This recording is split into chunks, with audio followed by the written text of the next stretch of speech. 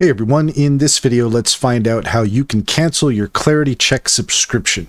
In order to do so, here we are at claritycheck.com.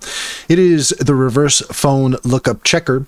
And if you are interested in canceling your subscription, if we scroll all the way down to the bottom, you will find here an option to cancel the subscription. You'll also find information on contacting customer support. So if you need to cancel your subscription, just head over here, click cancel your subscription, and you can go to the cancellation hub in order to proceed with the cancellation option.